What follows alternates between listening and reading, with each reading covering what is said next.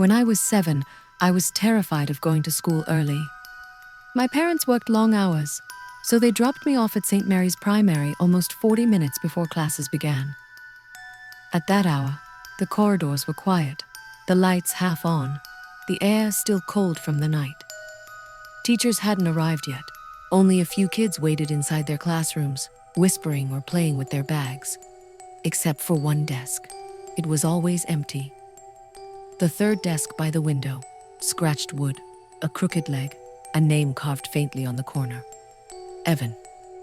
No one ever sat there. On my first week, I asked my classmate Lily why that seat was never used. She stared at me like I'd said something wrong. "Don't sit there," she whispered. "That's Evan's desk." I laughed and said Evan probably changed schools. She shook her head. Evan didn't leave. After that, I noticed things. Some mornings, the chair would be pulled out slightly, as if someone had stood up in a hurry. Chalk dust would appear on the desk, even though no one had written on the board yet. Once, I swear I heard the faint sound of a pencil tapping when I was alone in the room. Tap, tap, tap. I told my teacher, Mrs. Hargreave. She froze for just a second, barely noticeable, but enough. "That desk stays empty," she said firmly. "Please don't touch it." At home, I asked my parents if a kid had died at my school. My mother went quiet. My father changed the subject. That night, I dreamed of a boy sitting by a window, staring outside while the playground rusted away. When he turned toward me, his eyes were too dark, like they were filled with dust instead of light. "Why did you take my seat?" he asked. I woke up screaming. The next morning, I arrived early again.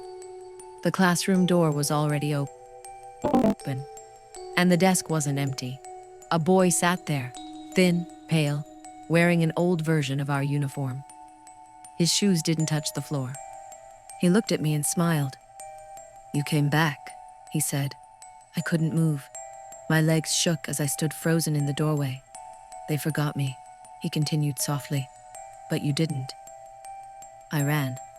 I refused to go to school for days. I cried, begged, screamed until my parents finally transferred me to another school across town. No explanations were given. Years passed. I grew up. I forgot Evan. Or at least, I thought I did. Last winter, I returned to my old neighborhood. St. Mary's had been abandoned. Windows boarded, paint peeling, playground swallowed by weeds. Curiosity pulled me closer. One classroom window was broken. Inside, through the dust and darkness, I saw rows of desks, and one chair pulled out, fresh. Carved into the wood, deeper than before, was a second name beneath Evan's. Mine.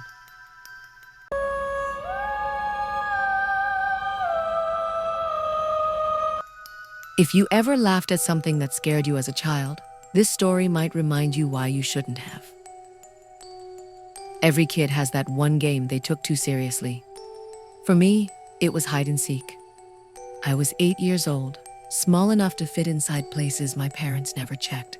Behind water tanks, under staircases, inside cupboards that smelled like dust and regret. My house was perfect for hiding. Old, creaky, full of corners that stayed dark even during the day. My parents called it character. I called it free trauma. One afternoon during a power cut, my cousins came over. Someone suggested hide and seek. Worst idea, best memory. I volunteered to be it first because I was confident, too confident.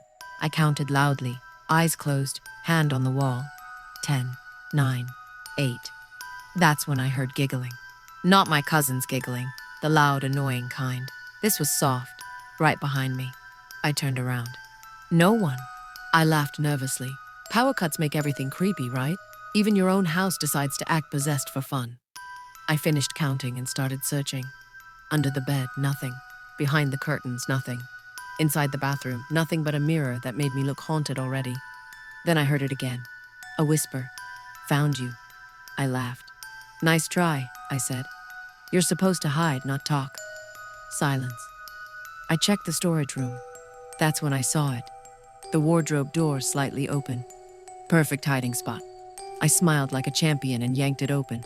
Empty. But inside, carved into the wood with something sharp, were tally marks. 1, 2, 3, 4. And below them, in shaky handwriting, they never find me. Suddenly, all the lights came back on. And all my cousins came running toward me from the other side of the house. "Why are you standing here?" one of them asked. "We were hiding outside. You never came." I laughed again, too loudly. Classic kid move, laughing so you don't cry. Years later, I brought it up at a family dinner. My mom went quiet. "That game," she said slowly. "You always played it alone." "What?" I laughed. "No, I didn't." She looked at me like she was deciding whether to tell the truth or let me sleep peacefully for the rest of my life. "You used to stand in that room," she said, talking to the wardrobe, counting, arguing, laughing. Then she added, half joking, "We thought you had an imaginary friend." I don't play hide and seek anymore, because deep down I know something important. Whatever was hiding back then was very good at winning.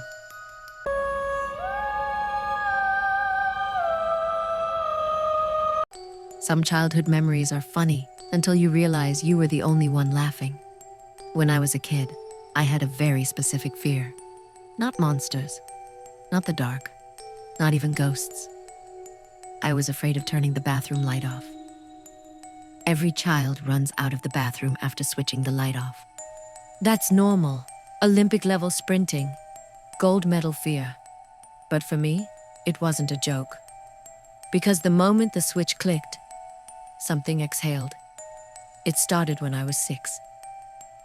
Our house was small, middle class, nothing fancy. The bathroom light switch was outside the door, because architects apparently hate children. One night, I finished brushing my teeth. I reached for the switch. Click. Behind me, inside the darkness, like someone letting out a slow breath, inches from my ear. I screamed and ran. Slipped, fell, cried, blamed it on bathroom ghosts. My parents laughed. "Air pressure," my dad said. "Pipes," my mom said. "Your imagination," everyone said. Fair enough. Kids are dramatic. So I tested it. Next night, I turned the light off and didn't run. I stood there. The darkness felt thick, like it had weight. Then, longer this time. I laughed nervously. "Okay," I said, trying humor. "Very funny. You can stop now." Silence. I ran anyway, still not stupid. As years passed, it became routine. Switch off, sprint, heart attack avoided. Then came the jokes. My cousins noticed. "Why do you run like that?" "Bathroom demon chasing you." "Ha ha ha, imagine being scared of your own house." I laughed with them. That's the thing about childhood fear. You joke about it so adults don't ask questions you can't answer. One summer when I was 10, my parents went out and left me home alone. Worst possible timing. Power went out around 9 p.m. I needed the bathroom. I stood outside the door, holding a candle like I was about to summon something instead of pee. "Just do it," I told myself. "You're not a baby." I went in, did my business, turned around. The candle flickered. I reached for the switch out of habit. Then I realized something. The switch wouldn't matter. The power was already out. That's when I heard it. Not from behind me, from the bathroom mirror. "Huh, you're too old to run now." My brain broke. I didn't scream. I laughed. That ugly, panicked laugh kids do when fear doesn't fit logic anymore. "Nice," I said shakily. "Talking mirrors now. Great upgrade." The mirror fogged up. A handprint appeared. Not mine. Too large, fingers too long. I don't remember running out. I remember waking up on the sofa with the lights back on and my parents shaking me. I lied. Said I fainted. Because how do you explain a mirror that breathes? Years later, when we renovated the house, the bathroom mirror was removed. Behind it, carved into the wall, hidden for years, were words scratched deep into the cement. "Don't turn around when it's dark." I still run after turning bathroom lights off. Not because I'm scared, but because something that learned my fear as a child still expects me to.